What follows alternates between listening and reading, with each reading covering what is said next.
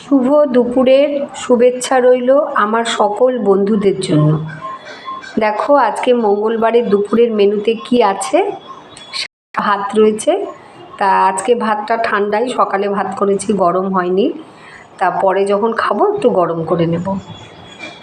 আর এখানে আছে মুসুরির ডাল টমেটো দিয়ে আর কাঁচা তেঁতুল দিয়ে।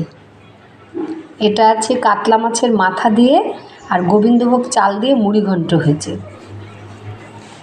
আর এখানে আছে মৌরলা মাছ, তাকে ধনে পাতা কাঁচা লঙ্কা বেটে তারপরে গামাখা ঝোল হয়েছে, একটু আলু দিয়েছি খুব সামান্য। তা আজকে এইটুকুই রান্না হয়েছে। সবাই ভালো থেকো, সুস্থ থেকো, আমার পাশে থেকো। যদি এই রান্নাগুলো ভালো লাগে একটা লাইক কমেন্ট শেয়ার করো। টাটা।